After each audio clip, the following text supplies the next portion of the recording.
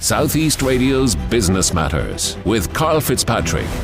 Well, advertising is a continually evolving space where new ideas and approaches can help businesses to stand out from the crowd and appeal to their target markets. Karen Martin has worked in creative agencies in Ireland, the UK and Australia, and is now the CEO of the renowned BBH agency. Karen joins us now to discuss the execution of effective ad campaigns and how BBH uses AI to identify the type of ad which it should not develop for a client.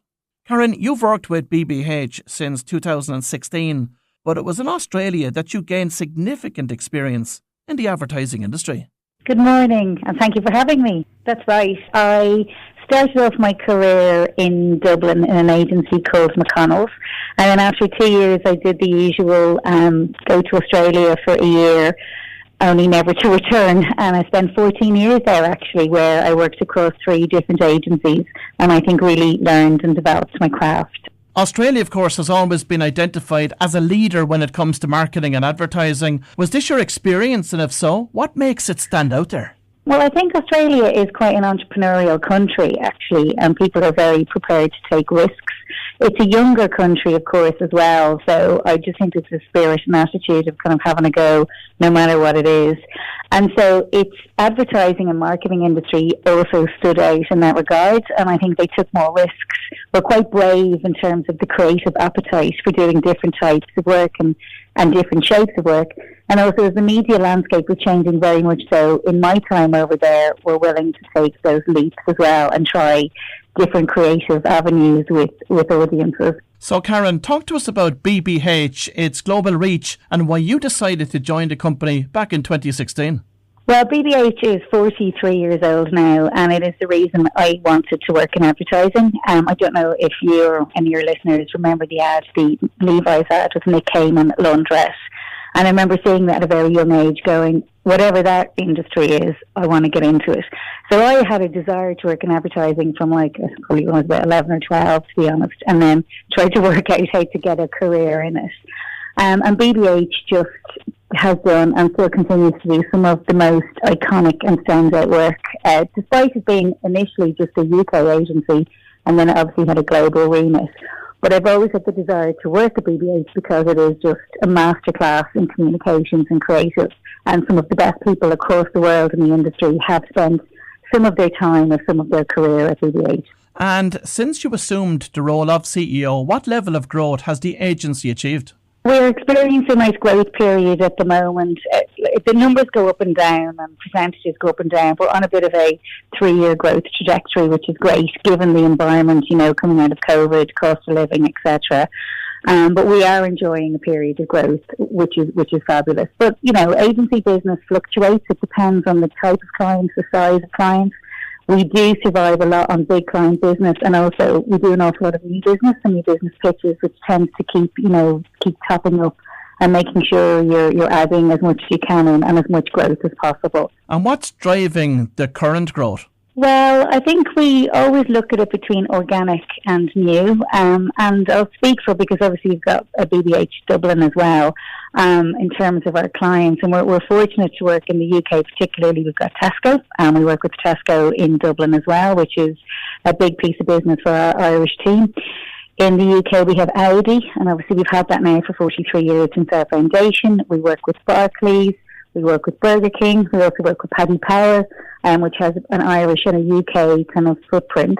So there are a lot of our big businesses, and there's lots of other clients as well. So it's mainly maintaining their level of growth in the agency, and then obviously when there's a new business pitch and when we're not conflicted out of it, because unlike other businesses, we can never work on 2 retailers or 2 banks. We always can only work on the one because it protects IP. But other businesses, you're allowed to work across a lot of them. So it is a challenge for us to maintain growth because we get quite stringent rules on who we can and can't work with. And how do you acquire new clients? First, there's a thing called an intermediary, or a pitch doctor, as they're called in Ireland, and they essentially put together pitch lists.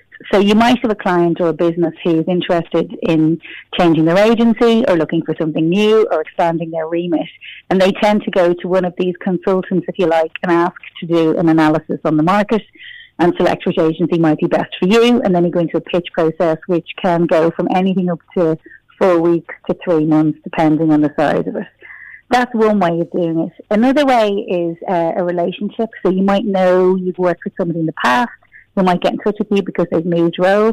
And that tends to be quite often how we do pitches at the moment. It tends to be who you know in the market. And another level, people just do their own research and find out that they see the work that you're doing, they like the work that you're doing, and therefore reach out and get in touch with the new business team so they can have a conversation and see whether that is a partnership worth developing. So that's kind of how it does. And for agencies, and for us in particularly, our shop window is the work that we make. So anything that you see in the world, if you like it, you might go, who does Tesco's advertising or Burger King's advertising? And then we are told it's BBH, and often we can be contacted that way. And what's your best example of what BBH has achieved for a client in terms of growth through creativity? Well, I would think the best story we have is Audi, because I'm going to go with the longest one, which we're 43 years in business together. And that line, Vorsprung der Technik, has been a consistent brand line for Audi for all of those years. And it has seen growth time and time again through believing in that as a central vision for the business and developing products and product lines with that in mind. And I think that's when you know when you've got brand and business working together, you know you've really succeeded. And I think we can see that year on year with Audi's success.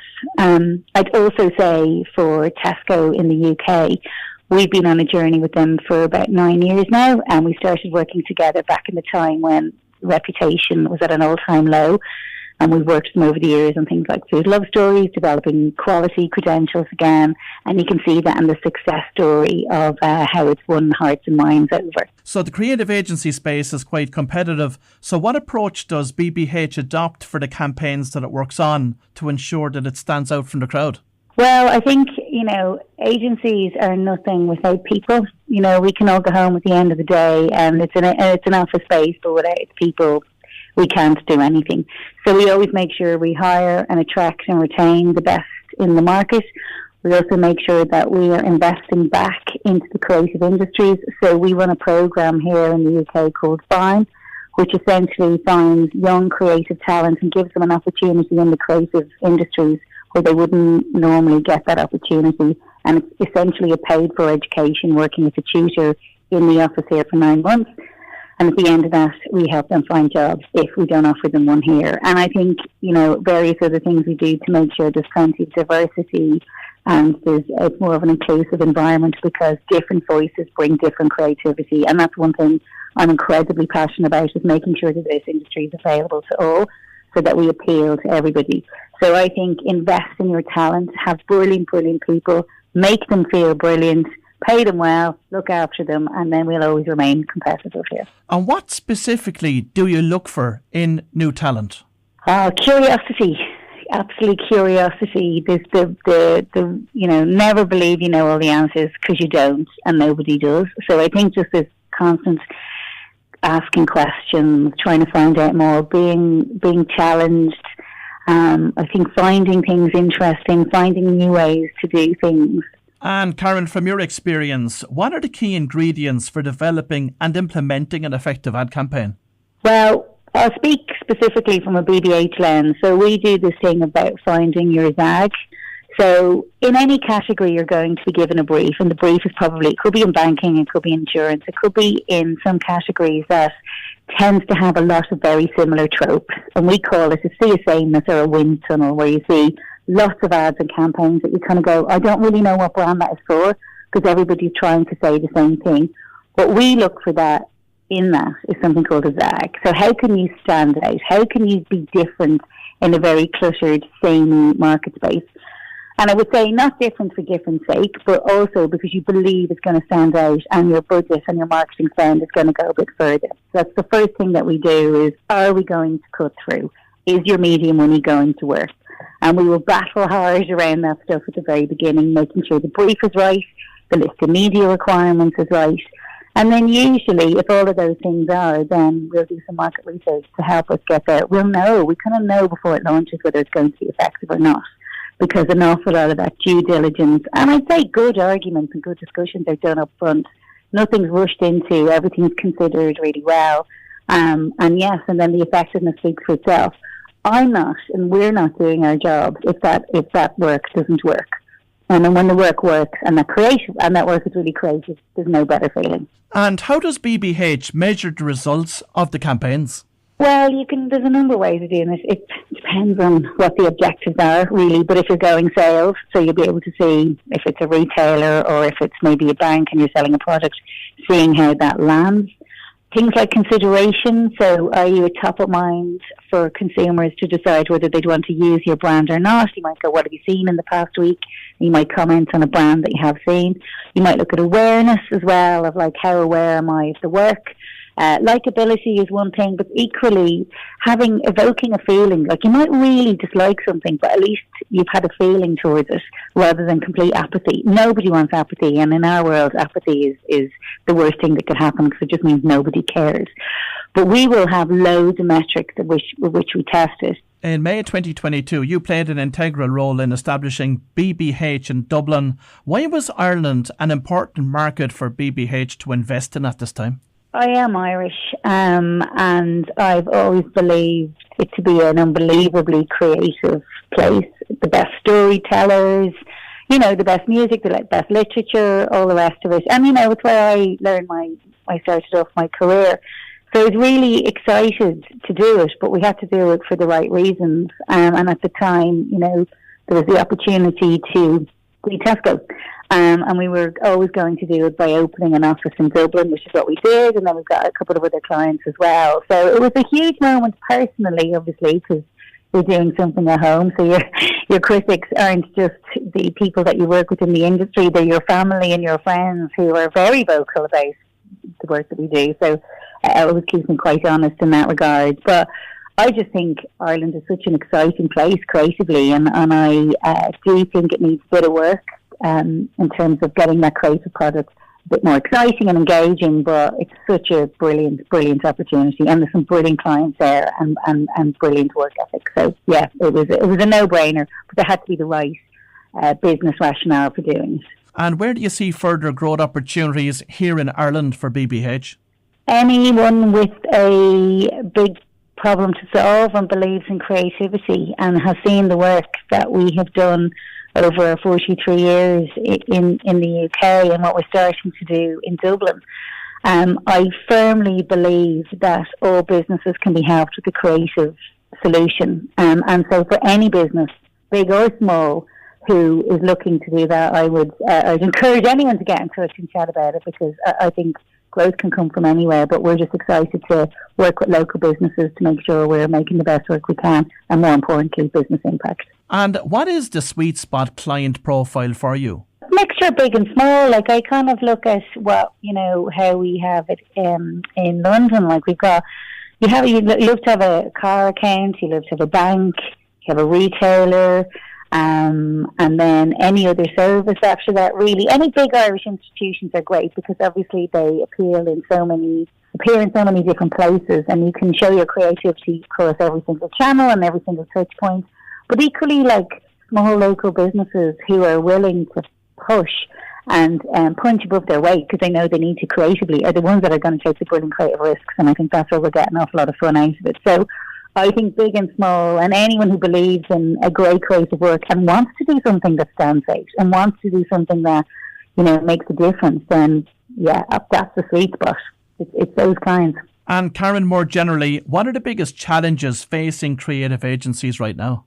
I think talent, we're always going to be a people industry, and, it's a tough industry. You're constantly creating and making things up. You're always out there for critique, publicly as well. Everyone's very vocal on social. So I think it's our people and protecting them to be their best creative selves, and not, a burnout is the biggest issue for anyone in the industry at the moment, is being able to switch off.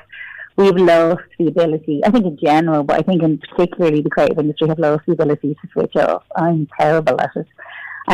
But you do need those moments to restore your mind, and creativity can come from taking a walk in the park, just observing a family, or it's everything that surrounds you. So to make sure that you give creative people the chance to immerse themselves in the world, so they see all the brilliant things rather than being constantly looking at their laptop or their phone. So I think it's protecting people and also, rewarding them and making sure it's an industry paid well for, because you can see it in the quality of the people that you get. And are the emerging AI tools making the job any easier for your own staff? Yeah, there are. There are. And you look at it from an art directional point of view, with Mid-Journey and stuff, and I think they're making great inputs to the creative. And what I would say is AI is never going to come up with your creative idea. It's just not. But what you can do is use it to get all sorts of tools and just ways of looking at the world. You can get all of that to help you fine-tune your thinking. And I think that's where I would encourage people to be open about it. The biggest concern about AI is that everybody thinks it's going to take your job. I don't think it is. I think it's just going to help in other aspects and get you to things quicker and maybe give you that bit more time to walk out into the world and see it. But what we use AI for mainly at the moment, I talked about that, finding that zag. We use it to see what the zig is. So if you put in a beer ad for 18 to 24-year-olds, the tools that we've created here will spit out what a standard ad might look like. So we go, well, don't do that, because that's what AI is telling us is a standard ad for this type of brief. Look for different places. So I just think if you are open to how you use it, don't be afraid, experiment with it, and you realise it's helpful rather than a total hindrance or something to be afraid of. And apart from AI, what are the other emerging technologies that could benefit the creative process going forward? Well, if you look at production and virtual production, I think we're seeing an awful lot in that space, and that might be, whereby you don't have to go on location for shoot. It might be a studio background, making it look like maybe a supermarket or a bank or something like that, which would mean shoot costs wouldn't be as expensive. So production is an interesting one. And look, I suppose in the time I've been in this industry, which is 23 years now, tech has been evolving at a very, very, very fast pace. And I think you just have to be open to it and embrace it, but not go, well, that's, not ignore everything that's gone before and focus on that. It's always a combination of and, never or. So, the important kind of principles for how we get to work will still remain the same. You just might have different avenues. Well, if you've just tuned in, that was Karen Martin, CEO of BBH. And I'd like to thank Karen for sharing her vast industry knowledge with us this morning. Southeast Radio's Business Matters with Karl Fitzpatrick.